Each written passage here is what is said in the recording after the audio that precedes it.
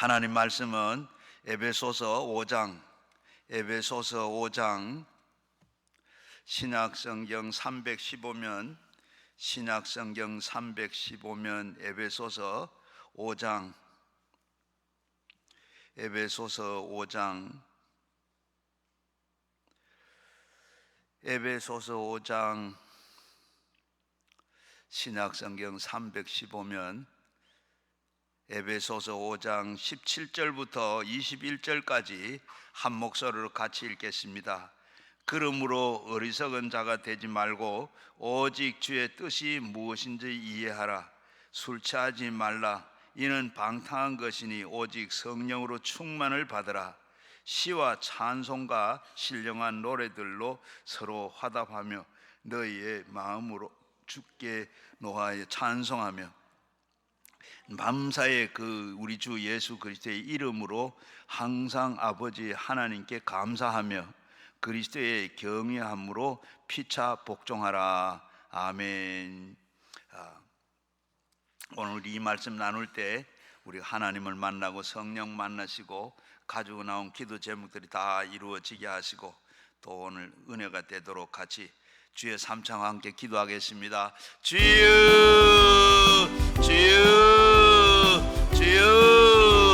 아버지 하나님 고맙고 감사합니다. 오늘도 아버지 하나님 저 거룩한 성일 저희들의 아버지 하나님 불러줘 주님 앞에 나오게 하여 주시니 감사합니다. 오늘도 아버지 하나님 전국 처소마다 모두 언니 주일로 지키고 오늘도 주일 지키게 하심을 감사하고 믿음으로 오늘도 처소마다 하나님께서 큰 은혜와 복을 주심을 주여 감사하고 번성과 찬하도록 하는 주심을 감사하고 오늘도 이 나라 이 민족을 하나님 불쌍히 여겨주시고 이 땅에 전쟁 없는 나라 되도록 도우시고 축복하시고 공산당 되어 아버지 하나님 오늘도 열심으로 하나님 나라 전쟁은 하나님 손에 달려있다는 하나님께서 모든 것 맡아서 주관해 주시고 아버지 이 백성들을 아버지 주님 앞으로 인도해내는 한국교회 되어지게 하시고 아버지 저 북녘 땅까지 복음을 전하여 아버지 하나님 통일조국 되어서 세계를 선도하며 선도하는 나라 되도록 주여 은혜를 베풀어 주시고 저희들에게도 한없는 은혜와 은총을 베풀어 주셔서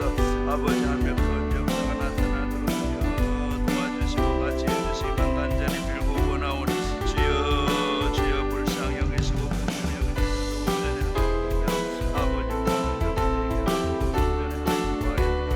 되도록 주여 도우시고 이 한 시간도 아버지 하나님 부족한 것 세우사오니 주여 십자가 밑으로 감춰주시고 오늘도 아버지 하나님 전하여야 할 말씀만 전하게 하시고 주여 아버지 예수만 전할 수 있도록 주여 도와주시고 그 말씀이 한 말씀도 땅에 떨어지자 우리 아버지 하나님 마음밭에 떨어져서 아버지 하나님 그 말씀들이 다 아버지 싹이나 열매 맺을 수 있도록 또 주여 도와주시고 이 한 시간 우리의 마음밭을 갈아 옥토로 만드는 이 한 시간 되도록 주여 그 밭에 아버지 하나님 말씀이 뿌려져서 아버지 하나님 30배 60배 100배 열매를 맺으며 성령이 임하셔서 아버지 성령의 9가지 열매도 맺어지게 오히려 변화가 나타나도록 주여 오늘도 온전히 도와주시고 우리의 가정의 모든 문제도 오늘도 아버지 가정의 날을 맞아 우리의 가정의 모든 가정이 회복되고 가정의 모든 문제가 오늘도 사가져온 것 다 아버지 예배 중에 이루어지고 말씀 듣는 가운데 성령의 힘에서 성령의 9가지 열매도 맺고 성령의 아버지 은사도 받아 하나님을 잘 섬기고 믿는 저희들 되도록 주여 성령 충만 성령의 충만 이 할 시간도 온전히 아버지 용광로 말씀의 용광로에 들어가 완전히 새로 지어지고 새로 아버지 하는 저희들 되도록 도우시고 불을 받고 능력을 받 이제는 아버지 하나님 믿음으로만 사는 저들 다 되도록 내가 없어지고 오직 주님만 나타나고 주님으로 아버지 채워가는 저희들 되게 하시고 포도나무가 아버지 하나님 가지에 온전히 붙어있어야 아버지 하나님 가지가 아버지 붙어 열매를 맺는다 했는데 오늘도 온전히 주님과 더 밀착하고 가까이가 주님과 붙어왔던 귀신들은 다 떠나가게 하시고 이 한 시간도 성령께서 온전히 주장해 주옵소서. 예수님 이름으로 기도하옵나이다. 아멘. 오늘도 잘 오셨습니다. 하나님께서 여러분들을 다 일일이 사랑하시고 또 할 말씀이 계셔서 오늘 부르신 줄로 아는데 오늘 이 어버이 주일날 하나님 앞에 나와서 우리 마음이 다 어린아이 같고 또 그런 마음 가지고 하나님의 말씀을 들어서 우리가 다 마음들이 옥토가 되고 그리고 거기에 30배, 60배, 100배 맺어지고 성령의 9가지 열매가 다 맺어져서 가는 여러분 되시기를 주의 이름으로 축원합니다. 그 다니엘 디포의 모범 소설 로빈슨 크루소 아시죠? 옛날에 학창 시절에 다 읽었었는데 지금 그 주인공 로빈슨 크루소는 이렇게 항해를 하다가 그 난파되어 가지고 아무도 살지 않는 무인도에 떨어졌습니다.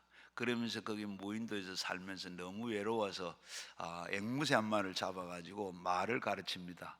말을 가르치는데 제일 먼저 뭘 가르치는가 하면 자기 이름을 가르쳤어요. 그 몇 년 만에 자기 이름을 이렇게 얼푸시하게라도 들으니까 얼마나 감동이 되는지. 그래서 그 앵무새를 끌어안고 울었더라 하는 그런 얘기인데, 거기에 보면 로빈슨 크루소의 그 책에서 여러 가지 얘기가 많지만 그 가운데 하나 보면 사람은 인생은 혼자 살 수가 없다.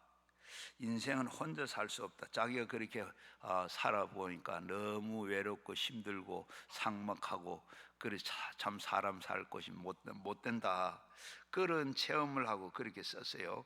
그런데 보면 이 사람은 이렇게 혼자 살 수 없는 그런 존재입니다. 정말로 그래요. 만일에 우리 혼자 떨어져 있다 그러면 얼마나 삭막하고 고독한지 참 생각만 해도 끔찍합니다. 그래서 교도소에 가면 제일 무서운 벌이 뭐라고 그러죠? 바로 독방에 수감되는 거, 이렇게 혼자 사는 거, 그것이 제일 무섭다 그러는데, 보면 인간은 모든 사람들이 이렇게 관계를 맺고 살아야 되는 그런 사회적인 존재입니다. 그래서 우리는 행복하게 살려 그러면 반드시 인간관계를 잘 해야 돼요. 인간관계를 잘 해야 세상에서도 성공할 수가 있고 행복할 수가 있습니다. 미국의 하버드 의대에서 바로 이 하버드생 268명을 선발해가지고 72년 동안을 이 사람들이 어떻게 사는가, 어떻게 해서 행복하게 살았는가, 그것을 조사를 연구를 했는데 마지막 결론이 바로 인생은 가장 인간관계가 중요하다. 그리고 행복하게 사는 것은 바로 그리고 결국은 사랑이더라. 다시 말하면 인생의 행복의 비결은 단란한 가족관계와 그리고 원만한 인간관계라고 이렇게 결론을 내렸습니다. 그런데 그런데 문제가 뭡니까? 문제가 무엇인가 하면 원만한 인간관계를 만들어 간다는 게 참 여간 어렵습니다. 그냥 쉬운 게 아니고 아무렇게 인간관계가 맺어진다고 성공하는 게 아니고 참 성공적이고 행복하게 살라 그러면 인간관계를 잘해야 되는데 참 그게 그렇게 쉽지 않아요. 막 공부를 많이 했다고 해서 하는 것도 아니고 머리가 좋다고 해서 인간관계 잘하는 것도 아닙니다. 그러면 과연 어떻게 해야 인간관계를 잘 할 수 있을까? 비유로 말하면 윤활유를 잘 쳐야 된다. 기계가 이렇게 이빨을 물고 기계가 돌아가고 그리고 또 하는데 그 기계가 돌아가는데 거기에 사이에 뭐를 합니까? 윤활유를 칩니다. 기름을 쳐요. 기름이 떨어지면 어떻게 됩니까? 뻑뻑 소리도 나기도 하고 가다가 멈춰 서기도 하고 깨지기도 하고 이렇게 하죠. 그런데 마찬가지로 인간관계도 마찬가지입니다. 인간관계에 윤활유가 부족할 때 갈등이 생기고 거기에 불화가 생기고 결국에 가서는 인생 실패하는 인생으로 이렇게 전락해 버리고 마는 겁니다. 우리는 모두 주님께 이렇게 부름을 받은 사람들입니다. 부름받은 사람들은 이렇게 다 부름받은 사람들은 그 부름을 받음에 합당한 삶을 살아야 돼요.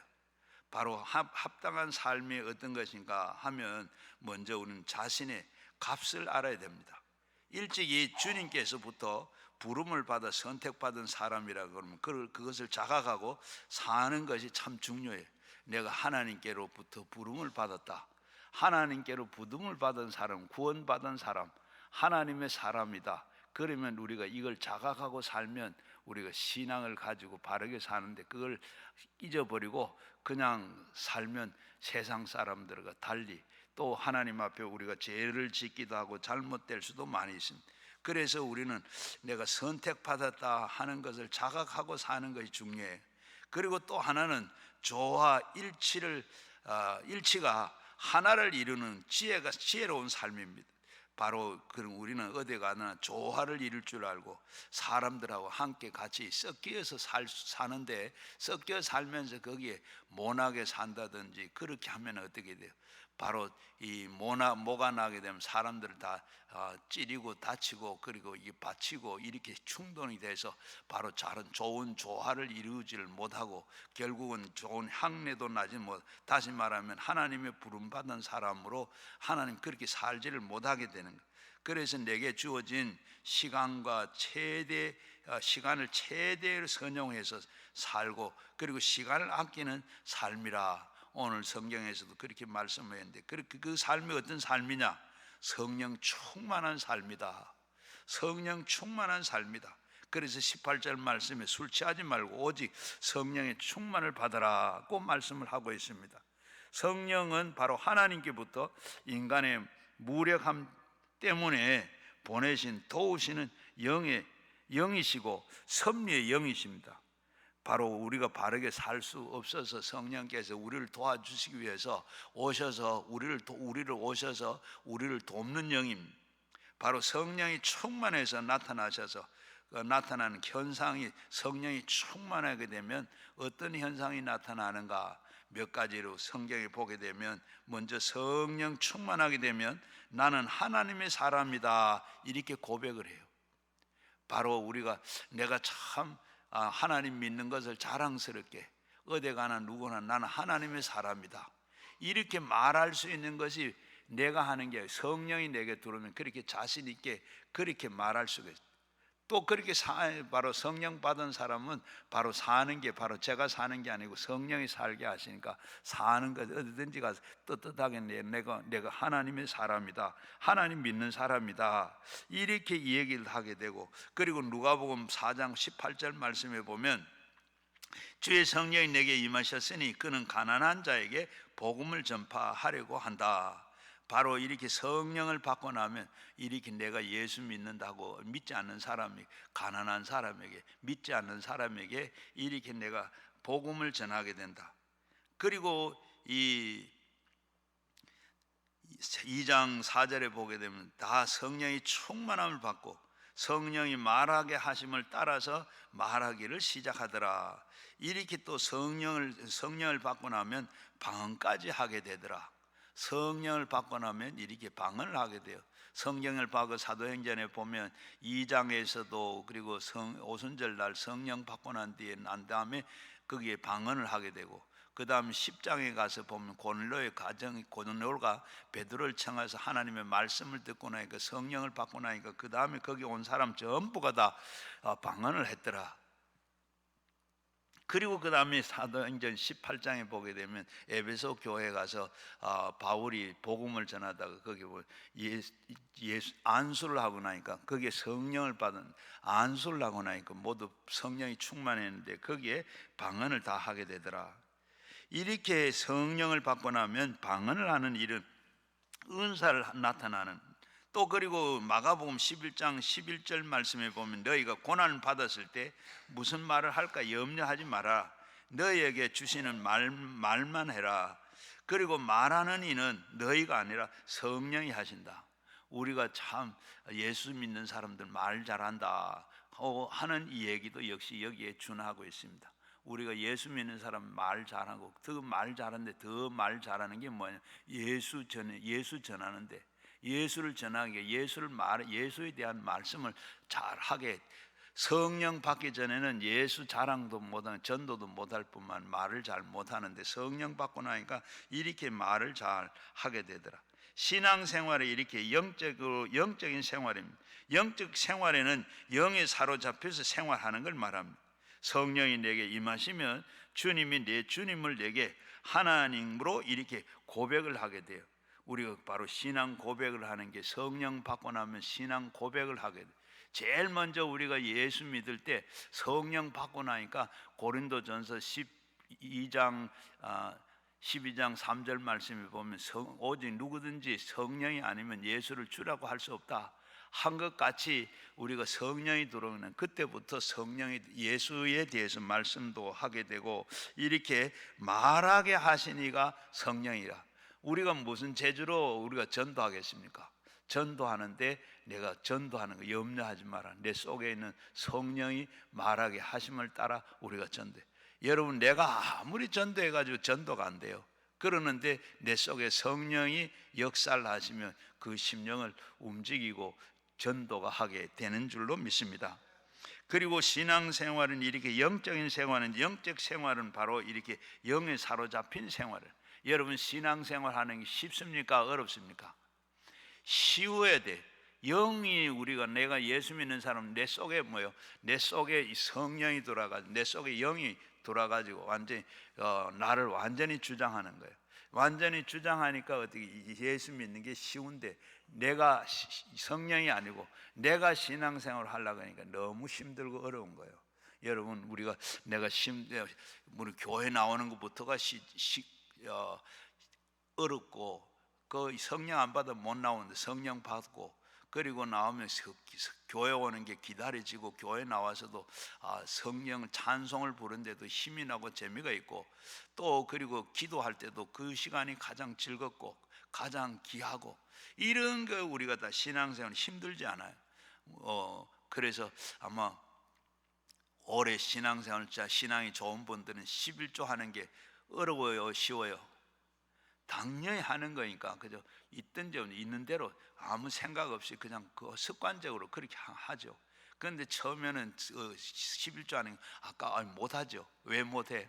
바로 이거 이거 가지고 살아도 못 사는데 이것까지 거기 10분의 1을 띄면 어떻게 살아? 뭘로 살아? 그런데 하나님 다 살고 성령이 충만하면 이렇게 신앙생활이 쉬워지는 겁니다. 그 다음에 성령이 충만하게 되면 알게 돼요. 알게 되는데, 이 성령이 내게 임하시면 알게 되는 이런 은혜가 있습니다. 뭘 알아요? 요한복음 16장 13절 말씀에 진리 영이 오시면 그가 너희의 모든 진리 가운데 인도하시리니 장래의 일을 너희가 알리라. 바로 이렇게 진리를 우리 알아. 나는 길이요 진리요 생명이 나로 말미암자 아버지께로 올 자가 없다. 아버지께로 올 자가 없다 하는데, 지금도 어떻게 해요? 다 절에 가는 사람들, 또 안 믿는 사람들, 이런 사람들은 다 그걸 몰라서 그래요. 우리가 성령 받고 나면 저절로 이렇게 하나님을 알게 되고 이렇게 진리를 알게 돼요. 이런 진리를 알게 되면 여러분들은 아마 이제 죽었다가 뭐 깨나도 여러분 예수 믿을 사람, 예수 믿어야 구원받고 예수 믿어야 천국 간다. 여러분, 이게 신앙 아닙니까? 그런데 이게 성령 안 받고 안 받은 사람, 안 믿는 사람, 그거 뭐 아무 믿어지도 알 일도 없고 그래요. 이렇게 진리가 우리를 알게 되고, 그리고 그 다음에 사도행전 2장 4절 말씀에 보면 성령이 충만을 받고 성령이 말하게 하심을 따라서 말하기를 시작한다. 아까서 방언을 말한다고 그랬죠. 이렇게 우리가 그런 것도 알 뿐만 아니라 로마서 8장 26절에 보면 성령도 우리가 연약함을 도우시나니 우리가 마땅히 빌 바를 알지 못하나 오직 성령이 말할 수 있는 탄식으로 우리를 위하여 친히 간구하시니라. 우리가 기도하는 것도 늘 보면 우리가 기도하는 건 내가 이런 기도해야지 하고 기도하는데 기도하다가 보면 다 마치고 나면 어때요? 내가 생각하지 않는 그런 기도를 많이 하는 걸 보게 돼요. 써서 읽는 거 외에 그냥 내가 하나님 앞에 기도하다가 보면 하나님께 내 기도를 도우시고 인도하시는 걸 우리는 성령께서 우리가 빌 바를 뭘 구해야 되는지 알지 못한 그렇게 가르쳐 주시고 그렇게 하더라. 그리고 요한복음 14장 26절에도 보게 되면 성령 가르치고 생각나게 한다. 성령은 바로 가르치고 생각나는 있게 하는 거예요. 공부하는 학생들은 또 우리가 이 성령 충만을 받으면 가르치고 생각나는 은사가 있어요. 여러분 성경을 읽었는데도 여러분 보십시오. 성경을 우리가 성경을 외운 것도 아니고 그러는데 어떻게 기도하다가 보면 또 아니면 내가 살다가 보면 누가 이렇게 또 이야기하다가 보면 생각지도 않는, 외우지도 않는 말씀, 성령 말씀이 내 입에서 술술 나와요. 이게 뭡니까? 바로 성령께서 가르쳐주고 생각나게 하시는, 생각나게 해서 가르치는, 바로 우리 학생들에게 이 은사를 꼭 받았어요. 여러분도 다 하고 있고, 특히 공부하나, 옛날에 대전에 원종수 권사, 여러분 간증 들어보셨죠? 그가 바로 이 엄마가 참 시장에 나서 그 자판을 하고 그런 엄마인데, 새벽 기도를 그렇게 열심히 다니고, 그리고 새벽에 기도 갔다 와서 자다가 보면 이마에 그냥 찬 물이 뚝뚝 떨어지기도 하고, 그래서 또 어떨 때는 뜨거운 물이 떨어지기도 하고, 이거 왜 이런가 했더니 엄마가 와서 그 아들 붙잡고 안수하고 기도해주고, 그리고 새벽 기도 자기 나와. 그냥 별로 공부를 못했는데 나중에 서울대학 의대를 들어갔어요. 의대를 들어갔는데 어떻게 돼? 시험 치러 가니까 미리 집에서 공부한, 어제 공부했는 그걸 시험지를 딱 받아보니까 그게 그대로 다 나와 있더래요. 하나님이 이렇게 다 가르쳐주고 생각나는 거, 생각나는 게 다 그렇게 썼으니까 뭐 가고도 남지. 미국까지 가 의사가 돼가지고 그는 큰 의사가 되셨죠. 바로 우리가 진정한 우리가 그 성령 받음 이렇게 알려주고 가르쳐주는 거. 그리고 우리가 여러분 진정한 복이 무엇인지 아십니까? 바로 예수를 알고 사는 것이 참 복인 줄 압니다. 세상 사람들은 그저 예수 믿는 거, 세상에 믿는 사람이 많아요, 안 믿는 사람이 많아요. 안 믿는 사람이 훨씬 더 많은데, 그러나 여러분들 이렇게 예수 믿는 거 얼마나 큰 복인지, 얼마나 다행인지 하나님 앞에 감사해야 돼요. 어떤 집사님이 집에 자기 남성계 회원들을 다 청해놔놓고 식사를 대접하고, 그리고 자기 서재를 이렇게 다 보여주면서, 내가 목사의 사위인데 나는 매일 아침 6시에 일어나가 7시에 이렇게 큐티를 하고 성경 말씀을 가지고 큐티를 하고 그런데, 참 불행하게도 나는 아직도 예수를 모른다, 예수를 믿을래도 도저히 믿어지질 않는다, 이렇게 고백을 하더라. 이분이 얼마나 답답했는지 여러분 이해가 안 되죠? 여러분들은 그저 어떻게 하다가 쉽게 예수 믿고 이렇게 좋은 신앙 가지고 직분 가지고 이렇게 사는 거, 이거 얼마나 감사해 보셨어요? 감사할 일이고 하나님 축복입니다. 하나님께서 이렇게 참 쉽게 예수 믿게 된 거 너무나도 큰 감사해요. 믿으려니까 믿어지질 않아요. 이 목사의 사유가 돼가지고 방에 서재에 들어가니까 책이 가득 차 있는데 그걸 다 보면서 보고도 믿어지질 않는다. 이 믿음으로 믿는 것도 제 마음대로 되는 게 아닙니다. 참아도 힘쓰고 그리고 울어도 못하고 해도 안 되는, 믿으면 되겠다, 믿으면 된다. 그러는데 믿어져야 믿죠. 하나님께서 믿음을 줘야 돼. 물론 고린도전서 12장을 보게 믿음도 은사 중에 하나이긴 합니다. 하나님께서 믿음을 주셔야 돼. 여러분 그 큰 믿음을 가지시고, 그리고 오늘 어린이날인데 그 믿음을 자손들에게 다 물려주는 여러분 되시기를 바랍니다. 구약 성경에 보면 아주 참 하나님이 인정하는 그런 왕인데, 그 밑에 다음 왕은 그렇게 악한 왕이 되고, 그 악한 왕 밑에 또 그렇게 신앙이 좋은 요시아와 같은, 그런 히스기야, 요시아 같은 이런 왕들이 자손이 나와요. 여러분들은 그래서 자식 마음대로 할 수가 없는데, 하나님 앞에 늘 기도하고 자녀들을 참 바르게 신앙으로 이렇게 내가 보여주고 그들을 키우시고 그렇게 하나님 앞에 기도하면 그런 자손들이 나오게 될 줄로 믿습니다. 그리고 성령은 위로의 영이고, 성령은 위로하시는 영입니다. 이사야서 57장 18절 말씀에 슬퍼하는 자를 위로하심을 얻게 하라. 그리고 스가랴 1장 13절에도 보면 위로하시는 말씀으로 대답하시더라. 고린도 후서 7장 6절 말씀에 비천한 자를 위로하시는 하나님이다. 성령 가장 가까이 하시는 사역이 뭐냐? 위로하는 사역입니다. 그래서 성령은 위로하라고 그렇게 위로하시는 주라고 그렇게 부르고 있습니다. 사람은 위로를 받아야 하는 존재입니다. 아이로부터 시작해서 어른에 이르기, 장년에 이르기까지 다 위로가 필요하지 않는 사람은 아무도 없어요. 설교 가운데도 늘 위로가 있는 설교를, 또 은혜가 되고 또 많이 위로가 되는 설교를 많이. 그래서 우리가 보면 6.25 때 모든 사람들이 이렇게 제일 많이 모인 데가 어디냐? 바로 교회입니다. 그는 바로 거기에는 위로하는 설교가 있기 때문에, 위로의 말씀이 있기 때문에, 성령은 위로의 영이십니다. 그리고 많은 생각을 주시는 영감의 영입니다. 시편 51편 10절 말씀에 보면 내 안에 정직한 영을 새롭게 하옵소서라고 기도하고 있습니다. 열왕기하 2장 9절에도 보면 당신의 영감이 내게 갑절이나 더하게. 엘리사를 따라다니던 엘리야를 보고 엘리야가 승천하기 직전에 너 왜 이렇게 따라다니냐? 그러니까 갑절의 선생님의 갑절의 영을 내가 받으려고 그럽니다. 갑절의 영을 내게 주셔서 너 참 귀한 것을 한다. 여러분, 우리가 갑절의 영, 바로 우리는 갑절의 영을 받아야. 바로 그리고 열왕기상 22장에 보게 되면 아합이 이 아람 나라가 전쟁을 하게 됩니다. 그 전쟁을 하게 되는데 이 아합은 선지자 400명을 불러놔 놓고, 그리고 내가 전쟁에 나가면 죽겠느냐 살겠느냐 물었습니다.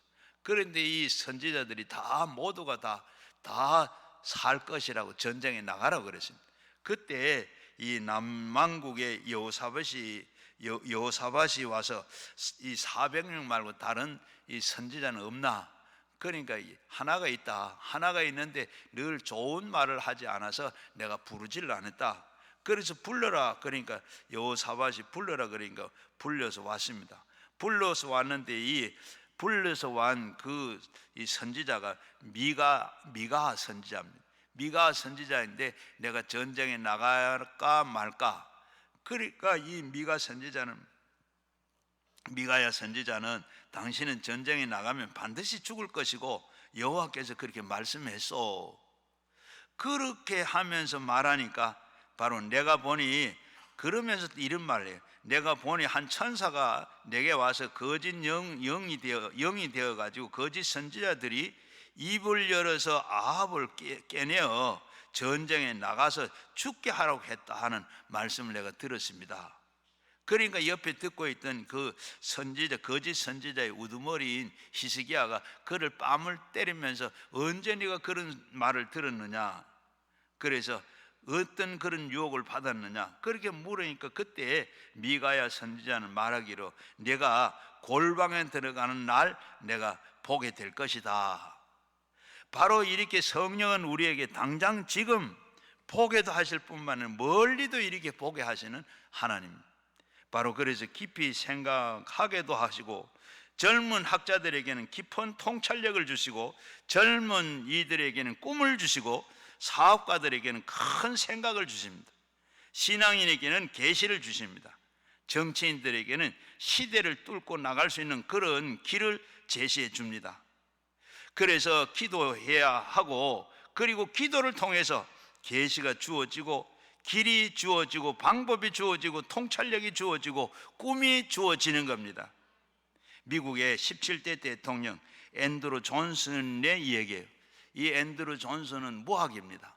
그래서 상대가 말하기로 학교 문 앞에도 가보지 않은 사람이 어떻게 대통령이 되려고 하느냐고 이렇게 비난을 했는데 당당하게 대통령이 당선이 됐습니다. 이 앤드루 존슨은 대통령이 되고 나서 제일 먼저 한 일이 뭔지 아시죠? 얼음산 이 동토의 땅 알래스카를 사는 일입니다. 이 땅은 미국의 본토의 5분의 1이 됩니다. 그리고 한국의 7배가 됩니다. 한반도 7배가 되고 남한의 14배가 되는 그런 땅입니다. 이런 땅을 1967년에 러시아로부터 이 땅을 720만 불을 주고 샀어요. 평당 20원 주고 그 땅을 샀습니다. 그런데 모두 반대를 했는데 고집스럽게 다음 세대를 위해서 사두자고 이렇게 설득을 했어요. 그 땅을 사들인 겁니다. 그래서 이 존슨 대통령은 오늘을 본 것이 아니고 멀리를 이렇게 미래를 내다봤어요. 이승만 대통령도 바로 70년 전에 우리 전쟁이 일어났을 때 바로 미국과 바로 그때 한미 동맹을 맺었습니다. 여러분, 한미동맹이 지금 뭐 반대하는 사람들이, 한미동맹이 있을 수 없는 일입니다. 여러분, 전쟁 나가 우리는 아무것도 없어요. 완전히 전쟁이 많고 아무것도 없는데, 그러면 미국이 그때 전쟁 나면 바로 우리가 가서 미국 전쟁에 가서 우리 군인이 가서 우리나라 전쟁처럼 가 싸워주는 거, 이게 한미동맹이에요. 그런데 미국에서 봤을 때 이게 동맹이 돼요? 이 말도 안 되는 얘기. 그런데 이승만은 앞으로를 보고 70년 100년을 보고 저 멀리를 보고 바로 동맹을 맺어낸 거예요. 대단한 일이. 박정희 대통령도 마찬가지로 먹고 살기도 힘들고, 그런데 외국에 차관을 빌려가, 차관도 줄 때 나라가 없어요. 그런데 빌려가 와서 뭐 고속도로를 만들었습니다. 고속도로를 만들었는데 그때도 뭐에 반대하는 사람들은 막 고속도로에 들어눕고 막 정치하는 사람, 그런 사람. 그랬는데도 고속도로를 만들어 차관을 빌려가, 그래서 오늘 이렇게 잘 사는 거예요. 지금도 마찬가지 30년 뒤를 내다보고 지금 의대 학생들을 2,000명을 증원하겠다. 그런데 지금 오늘 당장 보면 문제가 없어요. 그러나 30년 후에를 보면 절대적으로 의사가 필요하고, 그러한 때를 보고 지금 그렇게 하는 거예요. 그런데 어때요? 이게 참 정치하는 사람들이 앞날을 보고 하나님께서 주신 겁니다. 바로 이걸 보고 정치해야 돼. 정치가는 그렇게 해야 돼. 그런데 어떻게, 얼마 전에 보니까 국민에게 뭐 25만 원을 다 주겠다. 25만 원을 다 주는데 25만 원, 여러분 물론 도움이 되는 사람도 많겠죠. 그거 받아가 도움 되는 사람 별로 없다. 저는 없다고 생각돼. 그런데 어떻게, 그게 어떻게 하늘에서 내려와 자기가 주는 겁니까? 우리나라 빚이 얼마인지 아세요? 우리나라 빚이 1127조예요. 1127조라면 여러분 얼마 되는지 상상이 돼요? 저는 상상도 안 돼요. 얼마가 되는지. 우리나라 빚이 1127조라니까. 그러면 우리나라 1년에 총 예산이 얼마인데요? 얼마죠? 600조입니다. 600조. 빚이 우리나라 예산은 배나 돼요. 그리고 25만 원씩 주장한 이 사람들이 어떤 사람이에요? 우리나라 지금 80년 동안 나라 빚을 쪼가 480억. 그런데 지난 5년 동안에 1127조를 만들어 난 거예요. 바로 25만 원 주장한 이 사람들을 어떻게 나라를 생각하고 하는 얘기요. 앞으로 어떻게 보자. 정치가 돼. 이런 사람은 정치가 되면 안 돼요. 나는 누구 뭐 할 게 아니에요. 바로 이렇게 돼야 된다는 거예요. 이런 사람이 앞을 보지도 않아 당장 오늘만 보고 그리고 대통령 되겠다, 국회의원 되겠다. 자기는 그 자리에 어떻게 돼요, 나라가?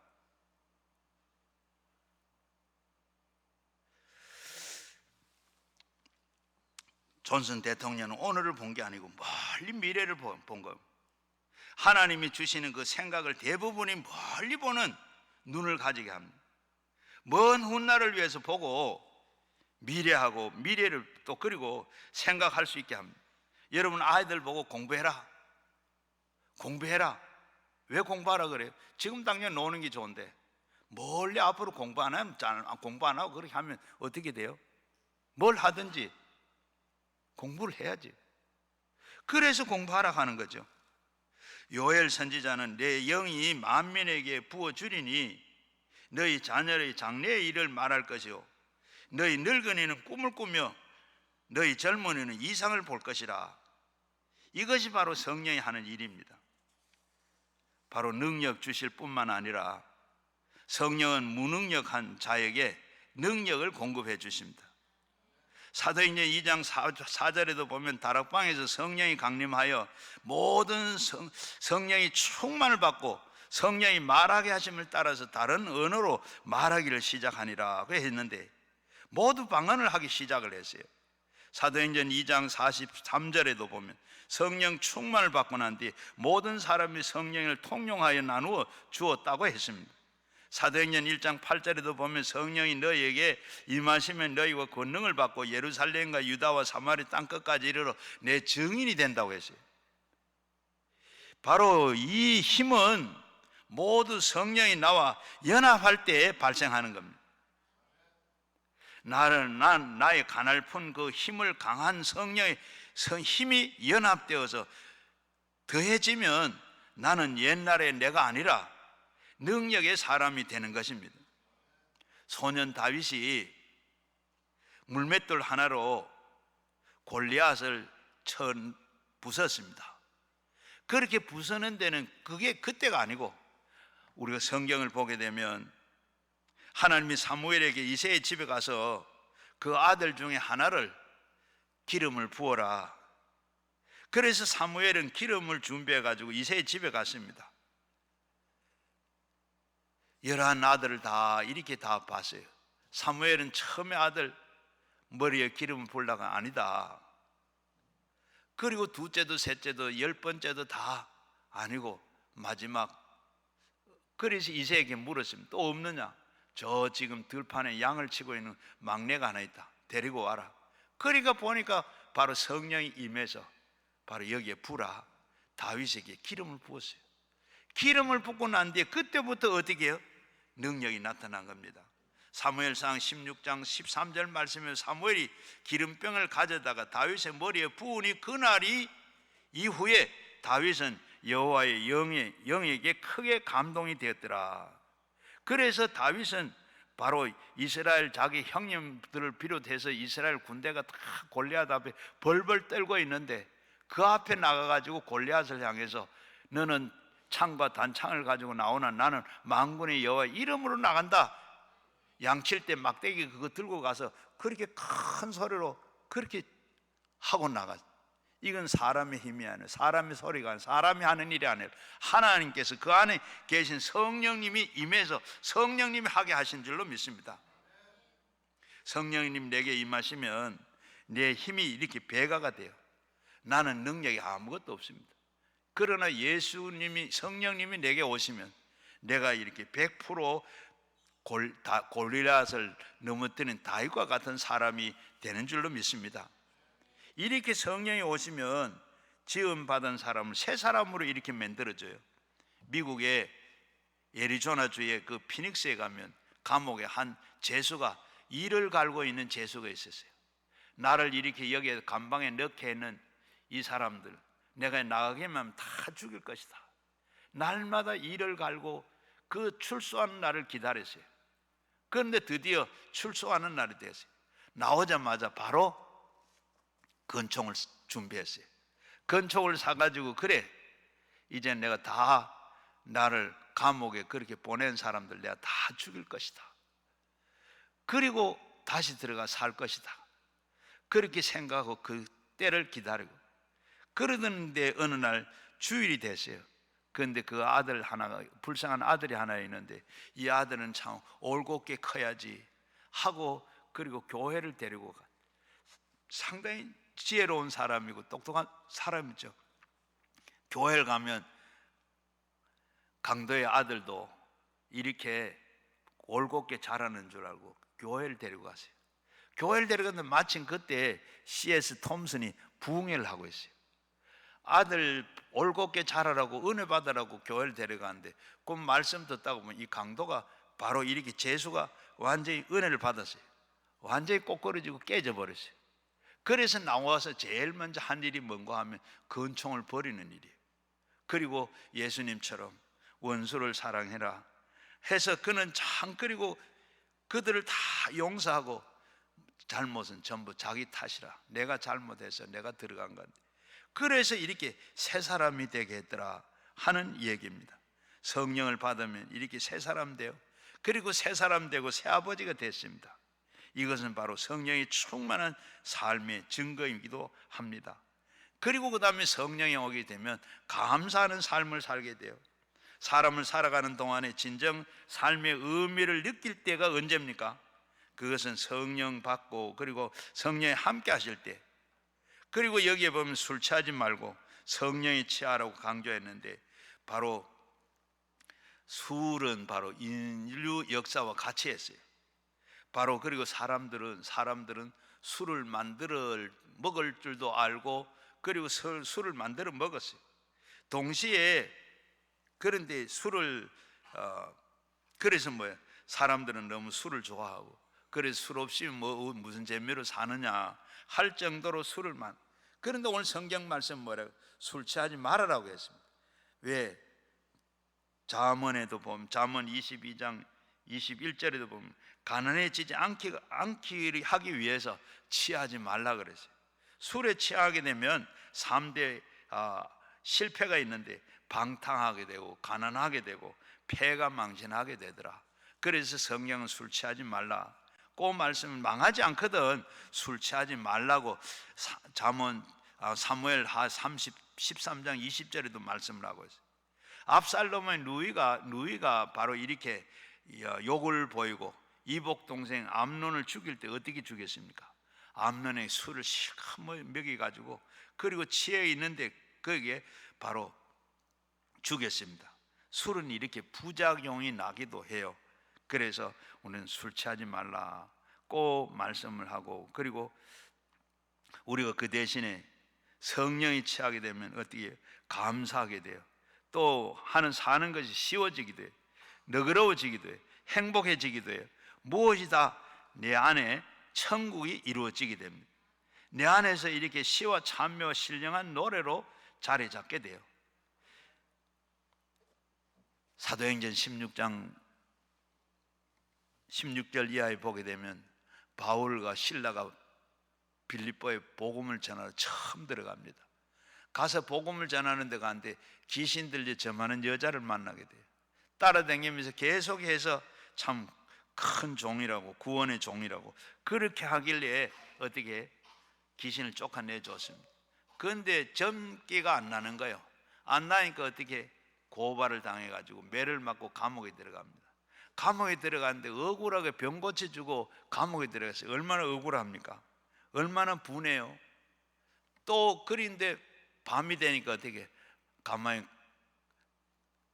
감옥에 들어 앉았으니까 어떻게 맞은 데가 아프고 쑤시고 결리고 그러한데 또 어떻게 다른 죄수들은 다 자는데 깊은 밤에도 잠이 안 옵니다. 감사하고 그래서 기도합니다. 기도하고 찬송해. 거기에 찬송이 나오겠어요? 그런데 성령 충만의 찬송이 나와요. 그 찬송하고 기도했더니 죄수들이 듣더라. 죄수들만 들은 게 하나님도 들으시고 보시고 그냥 완전히 지진을 일으켰습니다. 얼마나 흔들었는지 감옥 문이 다 열리고 죄수들이 다 착고가 풀렸어요. 그런데 그 죄수가 겁을 먹고 어떻게 다 도망간 줄 알고 선생들은 어떻게 하면 내가 구원을 받겠느냐? 자결하지 말고 주 예수를 믿어라. 그리하면 우리 다 여기 있고 네가 구원을 받을 것이다. 너와 내 집이 구원을 받는다 그랬습니다. 그래서 보니까 불을 켜보면 다 하나도 도망가 놀래서 그때부터 예수를 믿었어요. 감옥문보다 더 굳게 닫혀있던 이 옥사장이 바로 문이 열렸습니다. 여러분 이렇게 믿지 않는 남편, 믿지 않는 가족도 있으면 여러분 기도하고 찬송하시길 바랍니다. 그렇게 할 때 하나님께서 다 마음문을 열어주셔서 다 믿게 될 줄로 믿습니다. 사람의 몸의 중심은 가슴입니다. 우리 사람의 중심은 바로 가슴입니다. 마음입니다. 그래서 무엇보다도 마음이 건강해야 그래야 생각도 건강하고 판단도 건강하고 건강한 몸도 유지가 됩니다. 마음이 병들면 감정도 병들게 되고 모든 관계가 병들게 되고 몸도 병들게 되고 몸이 병들만 뿐만 아니라 결국에서는 신앙도 병들게 되고 영적으로도 이렇게 다 병들게 됩니다. 그래서 우리는 건강해야 되고 그래서 건강해야 되는 거고 그리고 여러분들이 참 행복한 인생을 살고 싶으시죠? 성공한 인생을 살기를 원하십니까? 그러면 인간관계에 윤활유를 잘 치시기를 바랍니다. 그래도 모쪼록 행복한 인생, 성공적인 인생으로 살아가는 저와 여러분이 꼭 되시기를 바랍니다. 오늘 성령 충만한 인간관계의 윤활유라 그랬어요. 바로 기계가 이빨을 돌아가는데 윤활유가 필요한 것처럼 인간관계를 맺고 사는데 바로 이렇게 성령이 충만해야 된다는 거예요. 오늘 18절 말씀에 보면 술 취하지 말고 이는 방탕한 것이니 오직 성령의 충만을 받으라. 왜 이렇게 술에 취하라고 그러고 성령과 같이 언급을 했는가?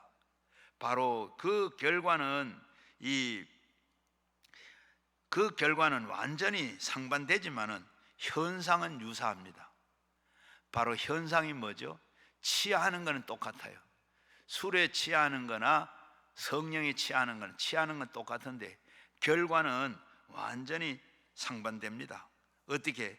술이 취하고 나면 어떻게 돼요? 술에 취하는 것도 인격, 술에 완전히 지정의가 완전히 거기에 컨트롤 하지만은 성령에 취하면 우리도 성령이 우리를 완전히 컨트롤 하는 거죠. 한마디로 말하면 이렇게 이 성령과 술에 취하는 것은 그 과정은 현상은 유사하나 결과가 완전히 상반된다 그랬는데 바로 이 술 취하는 사람은 어떻게 돼요? 다른 사람이 술 취하게 되면 결국에 가서는 방탕하게 되고 천박한 인격이 되고 그리고 실패하는 사람이 됩니다. 그런데 성령에 취하게 되면 끝에 가서 어떻게 돼요?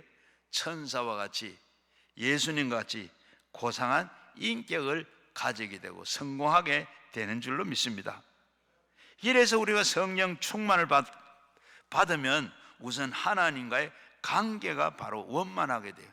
성령 받고 나면 하나님을 앞에서 알게 되고 진리를 안다 그랬는데 하나님의 성령 받고는 하나님하고 바로 관계가 바로 회복이 돼요. 이 하나님과의 관계가 바로 안 되면 이 관계가 안 되면 모든 것이 해봐야 아무것도 안 해요.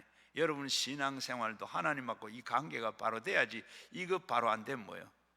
그리고 저절로 우리가 그 관계가 잘 되면 저절로 찬송이 나오고 감사가 나오는 거예요. 아까 앞에서 말씀드린 사도행전 16장의 그 빌립보에서 바로 바울이 그런 거예요. 바로 그리고 더 나아가서는 성령 충만하면 인간관계가 좋아집니다. 21절에 보면 그리스도를 경외하면 피차 복종하라. 서로 복종하라. 서로 복종하라 그랬습니다. 여기에 피차 복종하라는 이 말씀은 서로 존중하고 사랑하라는 뜻입니다. 이건 명령이기도 하지만은 내 힘과 내 노력으로 실천할 수 있는 게 아닙니다. 성령이 충만을 받으면 억지로 하지 아니하고 성령의 능력으로 저절로 되게 됩니다. 성령이 내 마음속에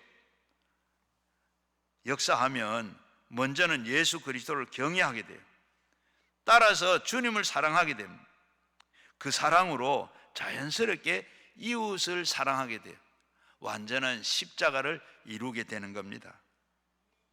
바로 하나님과의 관계가, 그 관계가 바르게 되면 바로 십자가가 바로 우리가 바로 서로 너와 나 사이가 바로 돼. 바로 그게 우리 두 계명이죠. 새로 된 계명이고 예수님께서 십계명을 주신데 십계명에서 첫째 계명에서 네 번째까지는 바로 하나님과 이 관계, 그리고 4계명부터 그 다음에 10계명까지는 전부 이웃과 관계. 그걸 바로 세 계명에서 뭐래? 하나님을 사랑하고 이웃을 내 몸같이 사랑해라. 바로 이렇게 완전히 관계가 회복이 됩니다.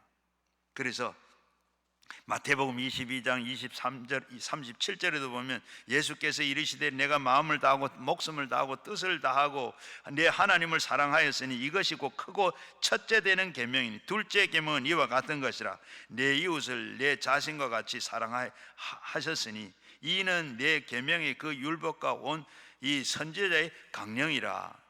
바로 위대한 계명이라고 부르고 있습니다. 먼저는 대신관계, 그리고 진심으로 사랑하고 그 다음엔 대인관계, 이웃을 자기의 몸처럼 사랑하라고 하는 말씀입니다. 바로 그 가운데서 바로 거룩한 삼각관계가 이루어집니다.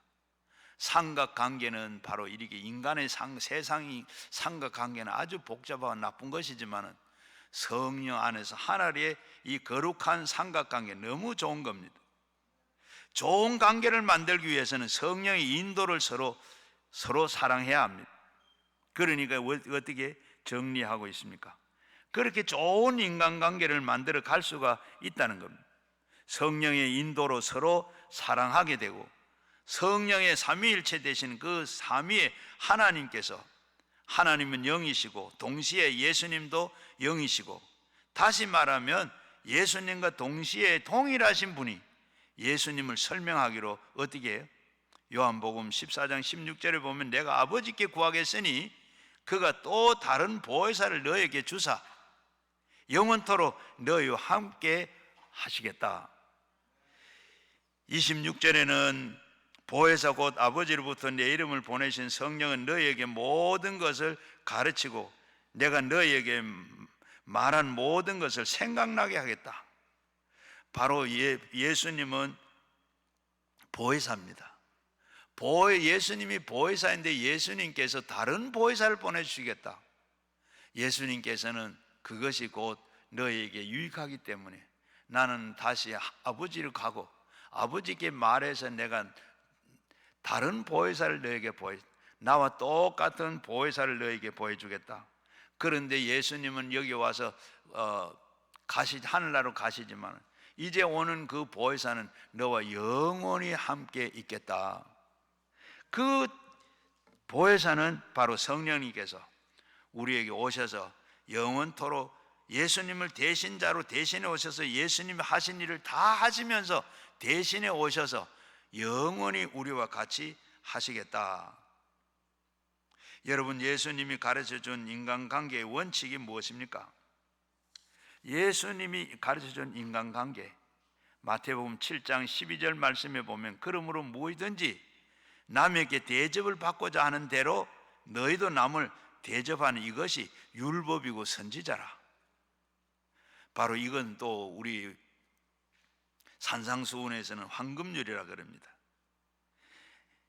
대접을 받고자 하거든 대접을 받을 마음이 있으면 대접을 먼저 해라. 예수님은 바로 그런 분이십니다. 예수님은 오셔서 바로 그렇게 내가 섬김을 받을 용기 안에 섬기러 왔다. 그런 예수님이 이렇게 말씀을 하셨어요. 오늘 성령의 능력으로 죄성을 우리는 다 제거하고 주님의 뜻대로 우리의 인격이 변화된 이런 말씀을 우리가 실천해야 하는 겁니다. 그래서 바울은 무엇보다 먼저 성령을 받으라고 증거를 하고 있습니다. 성령 충만을 받으면 성령의 인도하심 따라 내가 먼저 변하고 모든 인간관계를 사랑과 실천으로 섬김의 실천을 하게 됩니다. 오늘 본문 말씀 읽은 말씀 그 뒷부분에 보면 바로 이렇게 다양한 인간관계를 바로 말씀을 하면서 성령의 인도로 좋은 관계를 맺을 수 있는 것을 이렇게 가르쳐 주고 있습니다. 제일 먼저는 부부 관계입니다. 부부가 가장 가까운 관계지만은 인간의 재성과 이기심이 발동해 가지고 갈등과 불화로 이렇게 생길 때가 비일비재합니다. 어떤 사람이 부부 싸움 안 하는 걸 가르쳐 주겠다 그렇게 했더니 사람들이 다 달려와 가지고 그게 뭐냐, 방법이 뭐냐, 부부 싸움 안 하는 방법이 뭐냐, 이런 방법이 뭐죠? 결혼 안 하면 된다고 그랬습니다. 그만큼 결혼해 가지고 다 안 싸우고 사는 사람 별로 없어요.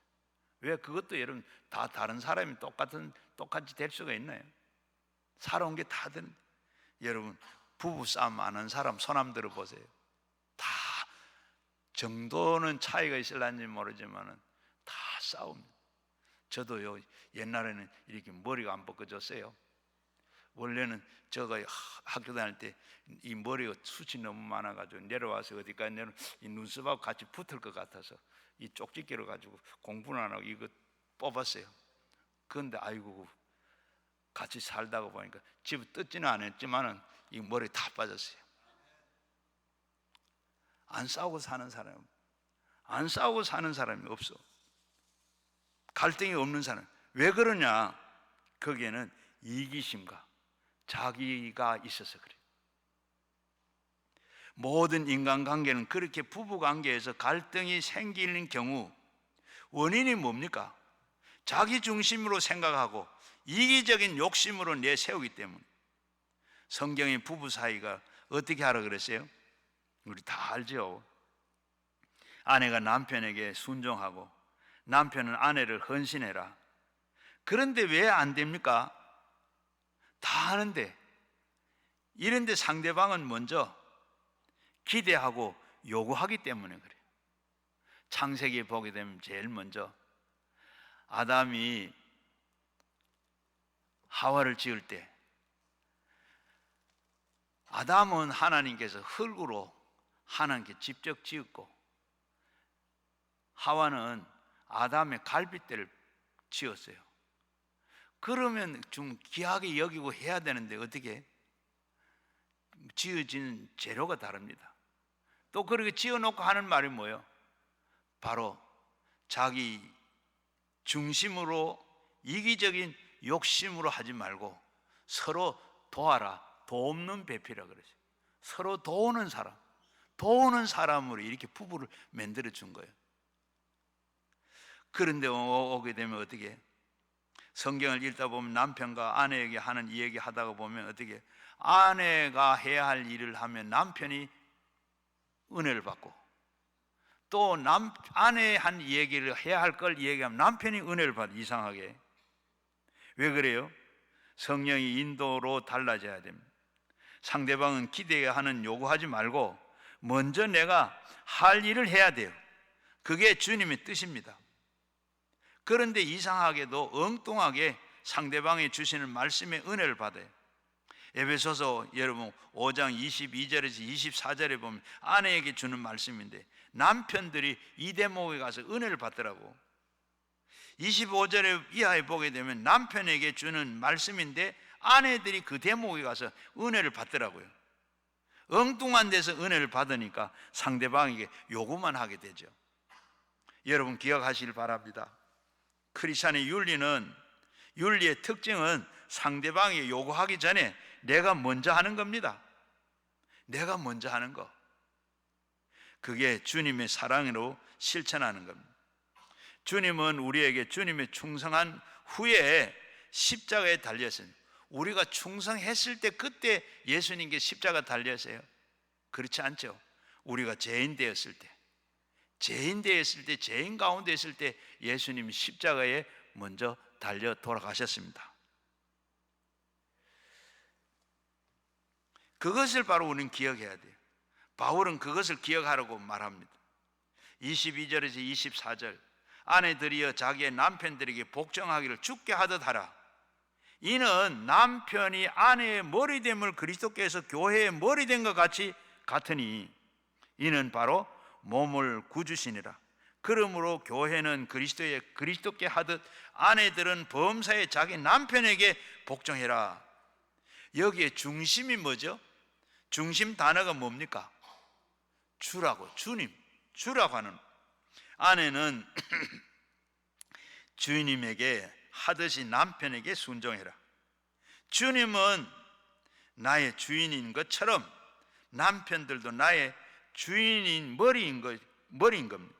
그래서 우열의 관계가 아니라 가정의 질서입니다. 그러므로 우리 아내들은 범사에 순종해라. 그런데 이해 잘 안 되죠. 그러니까 우리가 성령이 충만해야 되는. 그럼 남편도 변화되고, 남편이 변화되면 그때 가서 이렇게 나도 그래가면 변하지. 이러면 평생 안 되는 겁니다. 그래서 이어서 보면 25절 그리고 28절에서 29절 한번 보세요. 25절은 뭐 남편들아 아내를 사랑하기를 그리스도께서 교회를 사랑하시고 그의 교회를 위해서 자신을 주신 것 같이 하라 그래요. 교회에게 하는 것 같이 하되 그리고 교회를 위해서 자신을 주신 같이 해라. 28절 말씀은 이와 같이 남편들도 자기 아내를 사랑하기를 자기 자신과 같이 하라. 자기가 아내를 사랑하는 자는 자기를 사랑하는 것이라. 곧 29절에 보면 누구든지 언제든지 자기의 육체를 미워하지 않고 오직 양육하여 보호하기를 그리스도가 교회께 함 같이 해라. 교회 안에서 남편들은 교회에서 하는 것 같이 사랑하고 그리고 아내들은 바로 죽게 하는 것 같이 그렇게 해라. 남편은 아내를 사랑하되 주님은 십자가를 희생하신 것처럼 그렇게 헌신적으로 사랑하라는 겁니다. 아내가 내 말을 잘 듣기를 바라기 전에 성령의 인도로 먼저 잘 해주기를 줘야 된다는 거예요. 그러면 달라집니다. 주님이 그러면 책임져 주죠. 바로 거울의 법칙입니다. 거울의 법칙, 여러분 어때요? 거울이 먼저 웃는 거 봤어요? 내가 먼저 웃어야 거울이 웃습니다. 우리가 먼저 부부 관계는 먼저 내가 먼저 해주기 전에 해줄 것을 바라고 하는 게 아니고 내가 먼저 헌신하고, 아내는 남편에게 순종하고 먼저 순종하고 복종하고, 남편은 그리스도가 교회를 사랑하는 것 같이 먼저 그렇게 사랑해라. 내가 예수님이 내가 충성하고 봉사하고 헌신했을 때 주님이 그거 보고 십자가에 달린 게 아니에요. 먼저 아직 내가 죄인 됐을 때 그때 예수님께서 나를 위해서 십자가에 달려 죽으셨어요. 먼저 이렇게 내가 희생하시고 먼저 봉사하고 먼저 내가 드리는. 그 다음에는 부모 자식 간의 관계입니다. 부부의 관계, 그 다음에 이 부모 자식 간의 관계. 부모 자식 간의 사이에는 갈등이 만만치 않죠. 자식의 입장에서 보게 되면 부모의 기대가 참 그 요구가 얼마나 많은지 모릅니다. 다른 부모처럼 잘해주면 내가 효도하지, 내가 다른 부모처럼 잘해주면 내가 공부 더 잘하지. 그런데 부모는 어떻게 해요? 부모 입장은 또 자식에 기대하는 경우가 많습니다. 다른 자식들처럼 공부를 잘해봐라, 그러면 내가 다 해줬지. 다른 자식들처럼 효도 왜 못하느냐, 이런 생각만 하고 있으면 역시 어떻게 평행선을 이룹니다. 불화와 갈등이 생깁니다. 그러므로 상처를 주고 맙니다. 그래서 어떤 아들이, 아버지 왜 아버지는 이건희 회장처럼 그렇게 안 됐어? 그렇게 됐으면 내가 좀 덕을 볼 건데. 그러니까 아버지는 뭐라 그래요? 야, 너는 손흥민처럼 그렇게 됐으면. 여러분, 이렇게 하면 그게 평행 관계, 절대로 관계가 회복이 안 돼요. 자, 그리고 우리 자녀들은 장성해서 결혼한 후에 더욱 복잡해집니다. 우리나라는 전통적으로 고부지간에 문제가 심각했죠. 그런데 장서 갈등은 전통적으로 서부 유럽에만 있는 줄 알았대요. 그런데 우리나라도 이제는 날이 갈수록 점점 더 심해져 갑니다. 그 이유가 뭐죠? 내 중심으로 생각하고 판단하고 요구하기 때문에 그렇습니다. 어떤 맞벌이가 있었어요. 30대 맞벌이가 있었는데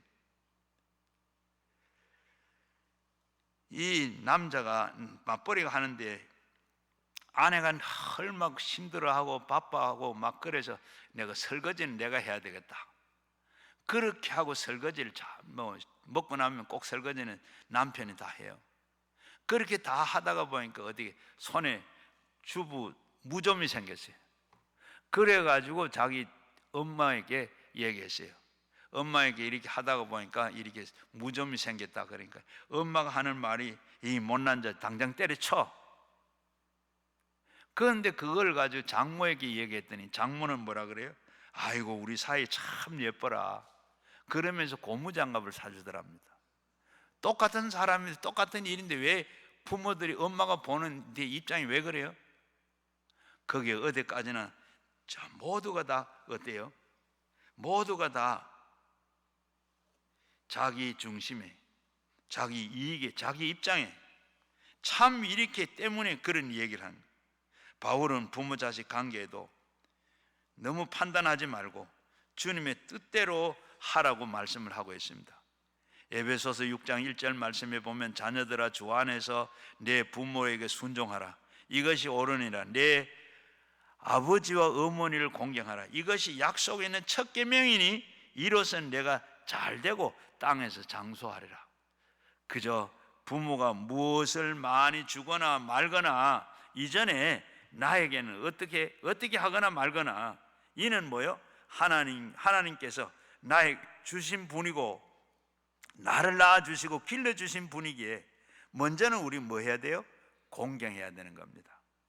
이게 잘 안 되니까 뭐 성경에서 뭐라 그래요? 보너스까지 축복을 약속했습니다. 4절 말씀에 보면 내 부모들에게 주신 말씀인데 바로 이렇게 보너스까지 부모에게 잘하면 거기에 장수하고 바로 형통하는 축복을 약속했어요. 우리는 그 전에 먼저 내가 있고 나를 낳아주시고 길러주신 분이기 때문에 나에게는 부모라 세상에 두 분 없습니다. 한 분밖에 없어요. 그 부모님을 나는 그저 무조건 공경하고 사랑하고 존경하고 해야 합니다. 그러면 어떻게 장수하게 되고 형통하게 되고 복을 받게 된다. 이 가정의 달을 맞아서 부모들에게 참 가심분을 할 수 없거니와 또 살아있는 다른 어른들 또 그리고 섬기면 됩니다. 또 그리고 그 다음 6장 4절 말씀에 보면 부모에게 주시는 말씀입니다. 내 아비들아 너희 자녀들을 노엽게 하지 말고 오직 주의 교훈과 훈계로 양육해라. 부모는 자식을 잘 되고 못 되고 이전에 먼저 하나님의 뜻대로 잘 양육하라 그랬습니다. 하나님께서 주셨지 내가 만드는 거 아닙니다. 그래서 하나님 주신 뜻이 뭔가?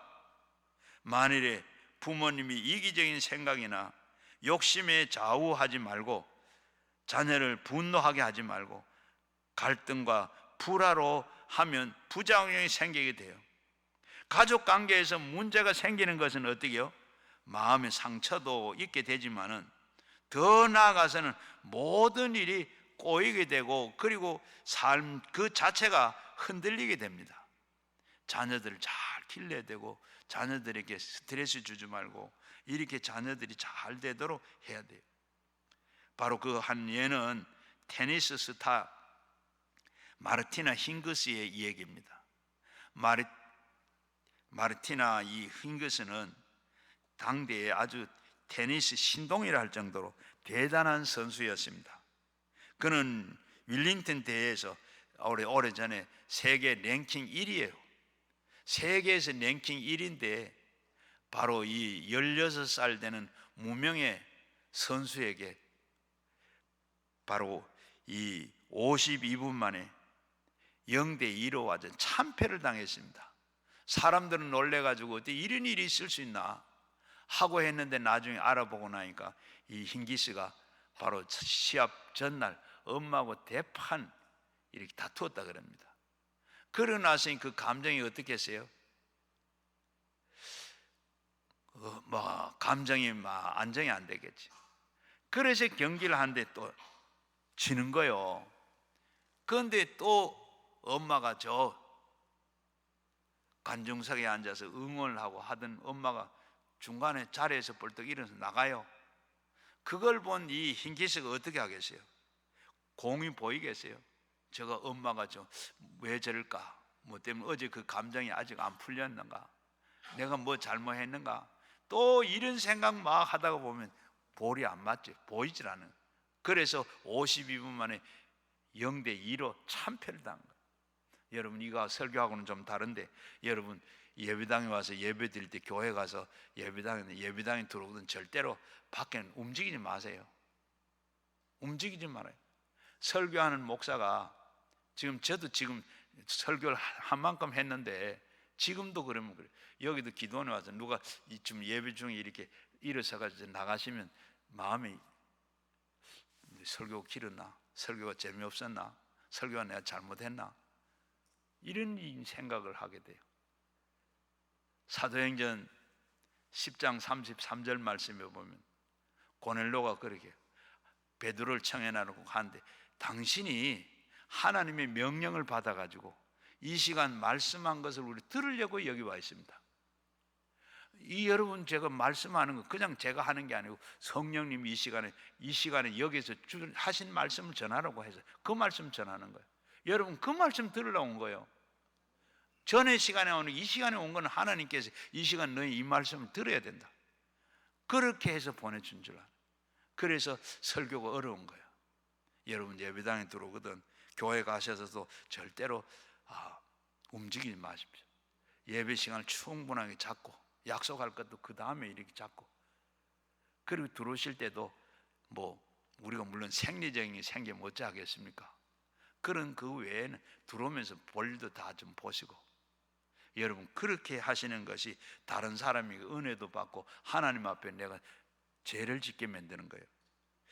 그래서 여러분 자녀들에게도 이렇게 참 좋은 관계를 늘 이렇게 해주는 거예요. 그리고 또 여러분 남편들도 마찬가지예요. 아침에 출근하는데 그냥 바가지 끌고 보내면 하루 종일 여러분 그게 일이 안 돼요. 일이 안 돼요. 남편이 성공하고 내가 행복하고 살라거든 어디 나갈 때 그렇게 하지 마십시오. 제가 옛날에 젊을 때는 또 아까 부부싸움 얘기했는데 또 토요일 날 꼭 얘기를 해요. 진짜 뭐 하고 나면 그 다음에 설교고 뭐고 내일 가기도 싫어. 그런데 가야 되잖아요. 그래서 나중에는 토요일 날은 우리 아직 좀 신경 쓰이는 얘기, 그런 얘기는 하지 말자. 여러분 꼭 그래요. 사탄이 그렇게 방해도 하고 그렇게 다. 우리는 이 자녀 관계도 이렇게 노엽게 하지 마라. 자녀들에게도 이렇게 교훈을 바로 주의 교훈과 훈계로 주의 말씀으로 양육하고 그렇게 감정 섞인 이런 거는 하지 말아라. 그리고 그 다음에 기타 관계인데 바로 이는 밖에 우리가 인간관계를 잘해야 되는, 밖에서도 잘해야 되는. 어떻게? 오늘 보면 가정 울타리 밖에 직장이나 사회 곳곳에서 다양한 인간관계를 맺게 되는데 어떻게 해야 되는가? 우리는 경쟁사회에서 인간관계는 거기에도 이기심이 있고 이기심이 있어요. 이기심이 있고 자기 중심적인 것 같고 이런 관계 속에서 관계를 잘 맺어야 되는데 바로 대개는 상하관계, 이렇게 또 직장에서 이런 관계 어떻게 잘 맺어야 되는가? 남의 이익이 되고 유리한 쪽으로 행동하면 되는데 어떻게 모두 다 그렇게 하지를 안 하고, 그렇게 하다 보니까 어떻게 갈등이 생기고 불화가 생기고 끊임없이 살벌해지는 겁니다. 이게 바로 여기에 대해서 사도 바울은 뭐라고 말씀해요?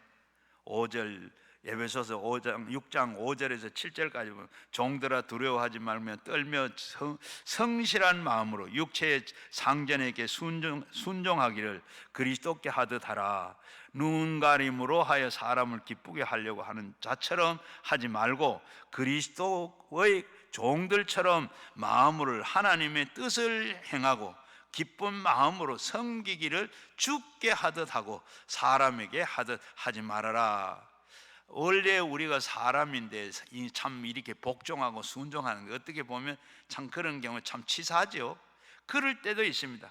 그러나 자기 위치에서 윗사람이면 윗사람으로 성실하게 해라. 그리고 가능하면 주님께 하듯 해라고 말씀하고 있습니다. 바로 사람의 눈치 보지 말고 주님의 눈치를 보면서 해라. 성령께서 성령이 충만하면 이것이 가능하게 돼요. 바로 사람에게 하는 게 아니라 주님께 하듯이 하는 것. 성령이 충만하면 이것도 다 가능한 줄로 믿습니다. 어느 은행에서 있었던 일이에요. 바로 인턴 사원이 그저 동전을 바꿔주는 일이에요. 동전을 바꿔주다가 보니까 어떻게 바로 짜증나요. 돈 바꿔주는 동전 세리고 하는 게 참 짜증이 나요. 그렇게 다 동전을 바꿔주고 나니까 이 노인이 그 다음에 주차권을 내놓으라 그래요. 주차권 내주는 게 참 아깝지요. 그래서 이 신경질 내면 짜증을 냈습니다. 그러면서 거절을 했어요. 그랬더니 어떻게 했어요? 바로 이 노인이, 이 할아버지가 은행에 있는 자기의 잔고를 다 뺍니다. 다 빼고 나니까 어떻게 빼다가 보니까 바로 이 지점에서 제일 많이 잔고가 많은 분이에요. 그래서 그걸 알고 지점장이 나와서 손발을 싹싹 빌고 했는데 그때는 벌써 때가 늦은 거예요. 이렇게 바로 그로 인해서 바로 인턴 사원은 잘려버렸습니다. 여러분 이처럼 우리가 너무나도 안타까운 일이죠. 누구나 다 친절하게 돼야 됩니다. 좋은 일이든 어려운 일이든 인격적으로 감정적으로 하지 말고 그렇게 하게 되면 우리는 큰 실수를 저지르게 돼요. 또한 큰 우리나라의 큰 외국인 회사인데 거기에 여성이 처음으로 이렇게 이사가 됐어요. 그래서 인터뷰를 합니다. 기자가 인터뷰를 하고 어떻게 해서 이사가 외국 회사에서 이렇게 처음 이사가 됐습니까? 그러니까 복사를 잘해서 그런 것 같습니다. 복사를 잘해서 처음에 이 회사에 입사를 했는데 복사를 해라 그래요. 이거 내가 복사하려고 이렇게 공부도 하고 이렇게 시험을 쳤나? 그만두려고 하다가 그래 말단에 안 하면 누가 하겠는가? 그래서 마음을 다시 먹고 이렇게 그때부터 복사기를 깨끗하게 정리를 하고, 그리고 복사를 할 때마다 아주 규격에 맞게 아주 깨끗하게 잘 그렇게 복사를 참 할 수 있는 데까지 다 해. 그렇게 했더니 사람들이 다 복사 잘한다고, 이 복사는 누가 했나 하면 누가 해도 다 그 사람이 한 것처럼 그렇게 알도록 최선을 다해서 이렇게 했더라. 그렇게 하다가 보니까 어떻게 나중에 좋은 또 그리고 이 부서에도 이동을 시켜주시고 또 이렇게 진급도 하게 되고 이렇게 그것 때문에 이사가 된 것 같습니다. 그렇게 얘기하더랍니다. 여러분, 그러니까 우리는 항상 누가 보나 안 보나 성실하게 섬기는 자세, 그렇게 하다가 보면 뒤탈날 일이 없는 줄로 압니다. 하나님이 항상 보고 계세요. 성실하게 정직하게 일관성 있게 그렇게 하다가 보면 성령께서 그렇게 하게 하는 거예요. 그렇게 하셔서 여러분 대인관계 잘 맺는 여러분 되시길 바랍니다. 윗사람 입장에서 보게 되면 어떻게 해요? 에베소서 6장 9절 말씀, 상전들아 너희가 너희에게는 그와 같이 하기 위해 위협을 그치라. 그들은 그들에게 너희에게 상전은 하나님께 계시고 그에게 또 사람을 외모로 취하지 일이 없는 줄로 너희가 아니라. 아랫사람을 함부로 우리는 그렇게 하거나 무시하지 말라는 겁니다. 주님을 섬기듯이 그렇게 하면 바로 하나님께서 또 책임져 주시고 반드시 성공적인 인간관계를 잘 맺어서 바로 직장에서도 그리고 사회에서도 이렇게 윤활유가 되는 성령을 다 성령께서 이렇게 해주심으로 부디 여러분들 성령 충만으로 가정에서나 교회에서나 직장에서나 사회에서나 좋은 인간관계를 맺어서 행복하고 성공적인 여러분 되시기를 주의 이름으로 축원합니다.